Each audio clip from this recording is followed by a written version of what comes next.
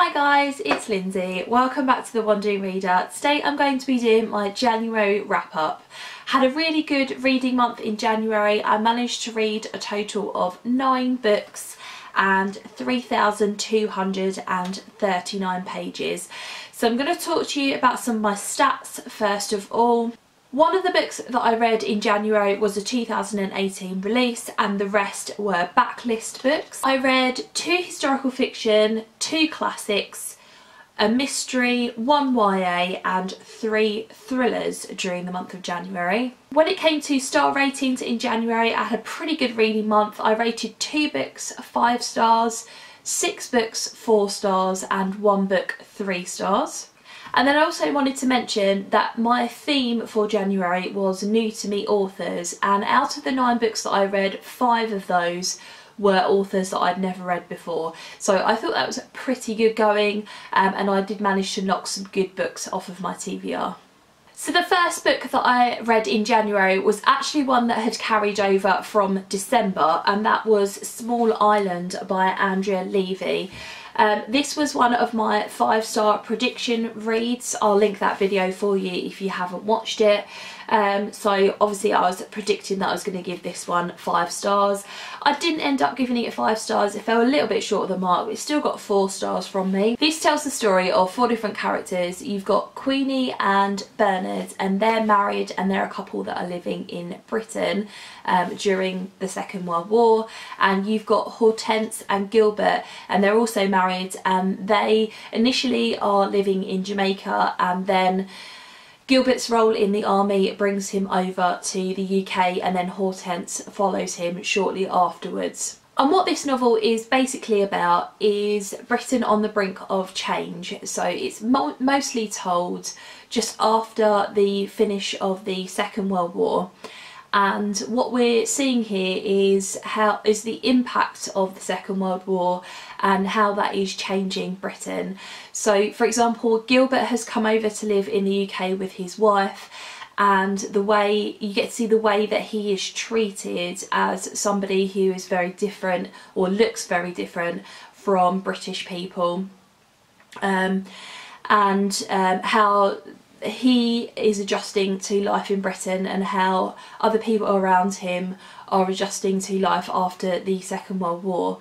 But you also get to see back into these characters' backstories, so how they came to these particular points in time and the sort of journey that they went on during the Second World War, etc. I did really appreciate this story, and I loved the way that it was told. What stopped me from giving it 5 stars was I didn't feel like I was 100% connected to the characters, which seems a little bit strange because there were some really heartbreaking moments in here, and this book is about so many important themes and issues, but I just didn't feel like I connected, like I said, with the characters enough for me to give it 5 stars. I would definitely recommend reading it. I think it is an important read, and like I said, I gave this one 4 stars. Next up, I did a buddy read with Lisa from Books and Smiles, and we finished up the Deanna Madden trilogy. So we read Do Not Disturb by A.R. Torrey and If You Dare by A.R. Torrey, and these are books 2 and 3 in that trilogy. So I obviously can't tell you what these 2 books are about, but the premise for the first book, which is called The Girl in 6E, it's a sort of erotic thriller, if you will, although it's a thriller basically. Just the erotic part is that she works as a webcam girl, so you get some sort of saucy scenes in there from that. But apart from that, it's basically just a thriller series. What's different about the main character is that she doesn't go outside ever. She gets everything delivered to her flat. She has somebody in the apartment block who comes and locks her in at night, so she can't go anywhere, and she never leaves. And she explains that that's because she feels the need to kill people. And then there's this story that runs through the first book, and then like there is a story that runs through these 2 books too. These were absolutely fantastic. I really enjoyed them. I gave Do Not Disturb 4.5 stars. I initially gave it 5, but then after speaking to Lisa about it, I think we both agreed that there were some some unrealistic moments in here that kind of brought it down a little bit for me. And then I gave If You Dare, I think 4.5 stars as well, or 4, one of the two. I would highly recommend this series. If you're looking for a fast-paced read and something that's going to keep you engaged, then these are definitely worth picking up. And yeah, really enjoyed finishing the series up. Next up, I read The Childfinder, and this is by Renee Denfeld. I've done a full review of this on my channel, so I'll link it for you in case you haven't seen that, and I won't speak too much about it here. I did really end up enjoying this book. This is another thriller slash sort of mystery book, and it centres around Naomi, who is a childfinder, and she has been called in to help this husband and wife whose daughter went missing 3 years ago, and they believe that she's still alive, so she's tasked to find her. And obviously the story goes from there. I really liked this. The writing was brilliant. There were some great fairy tale moments in here, and I really liked the way that the setting was described. So I ended up giving this one 4.5 stars, and you should definitely check out my review if you want to hear a few more of my thoughts. Next up, I read The Trouble with Goats and Sheep, and this is by Joanna Cannon. I did a buddy read of this with Robin from Driftless Reader, and we really enjoyed reading this together. Going into this, I thought it was going to be just a mystery book. So it kind of, on the blurb on the back, it sort of talks about the fact that it's the summer of 1976, and this woman has gone missing from this particular avenue or sort of cul-de-sac in Britain. And these two children, they're sort of like, I think 11 or 12, something like that, spend their summer basically trying to find out where this woman has gone. So when I read that kind of blurb, I thought that this was going to be sort of a mystery, and that we were basically going to solve where this woman had gone, and that there'd be some intrigue surrounding it and things like that. And it was that, but it turned out to be so much more than that too. This was a real character study for me. You got to see about the lives of all of the different characters that live on the avenue. So there was a little map in the front, you can see it here, and then it showed you where all of the different characters live on the avenue, and basically we're dipping in and out of their lives. So sometimes the story is told from the perspective of the two girls that I mentioned, but the other times in here it's told from the perspective of somebody living in one of these houses on the avenue, and you're dipping in and out of these people's lives.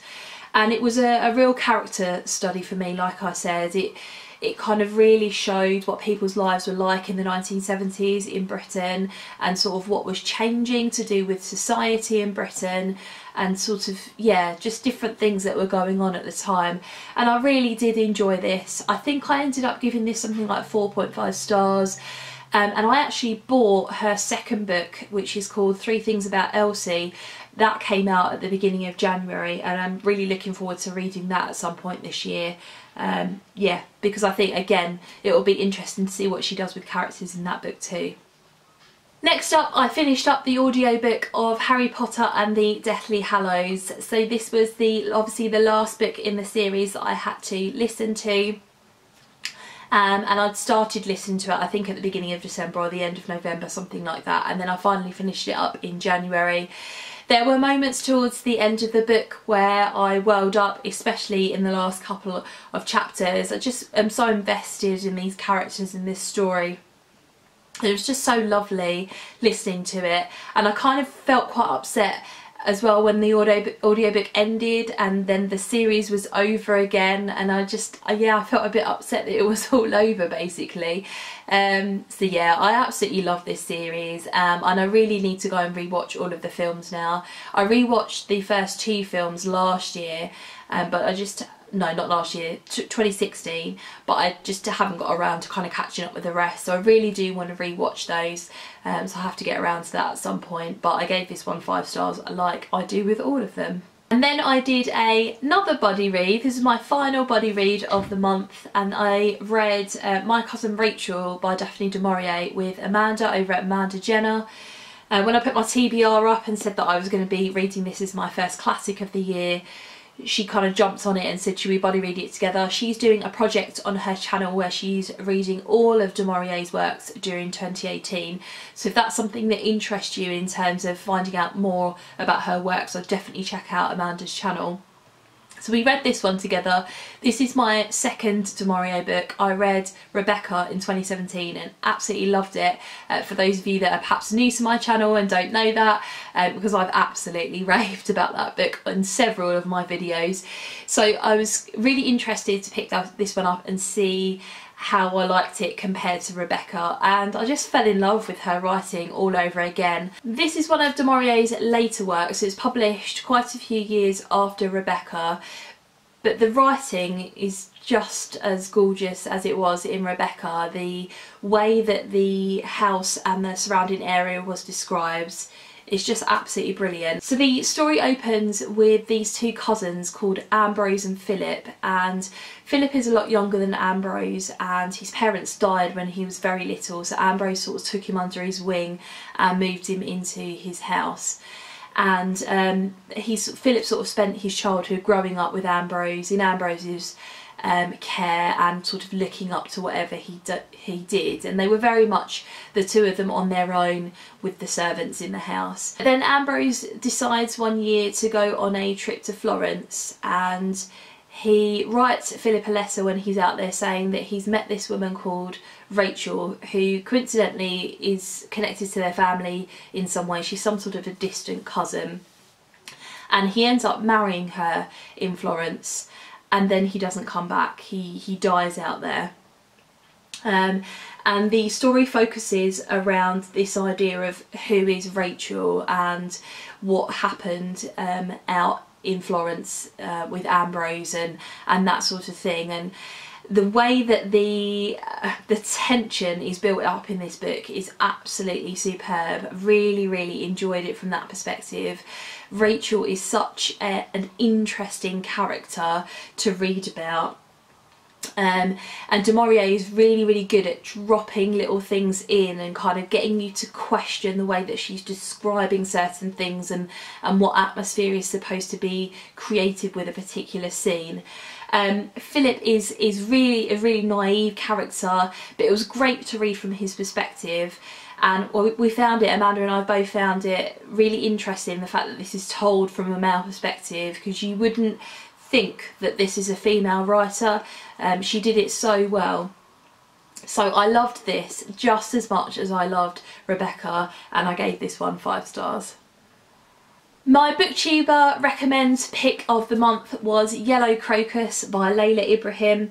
I ordered this from the library and it still hasn't come through, so halfway through January I ended up getting a copy of it off of Amazon and reading it pretty much as soon as it arrived. This tells the story of Mattie, who is a slave on a white farm in the south of America, and she is charged with being wet nurse to the new baby in the household called Lisbeth. And she's been taken away from her own son, so she can't breastfeed her own son anymore, and she's tasked with living in the house and looking after this little baby. And it's about their relationship as Lisbeth grows up, but also about kind of what's going on in society at the time, and how Mattie's life, the sort of things that happen in Mattie's life and what Lisbeth's life is like compared to that, and things like that, and how society's attitudes, you know, what their attitude is towards slaves and how that might be changing at this particular moment in time. I really loved the story. I thought it was incredible. I thought it was a really important topic to read about, and I would definitely recommend it from that point of view. I wasn't always enamoured by the writing style, so there were quite a lot of moments where I felt like it needed a bit more detail, it needed a bit more description. And the author was doing this sort of thing sometimes where she'd tell you how a character was feeling or what was going on, rather than show you through the description or through a piece of dialogue or something like that. And I kind of felt like that could have been rectified a little bit more. It needed a little bit more editing for me, I suppose. But I believe this is a self-published book.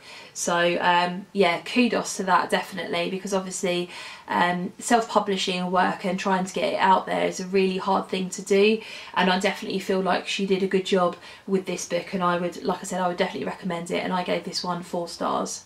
And then the last book that I picked up in January was The Telltale Heart, and this is by Edgar Allan Poe.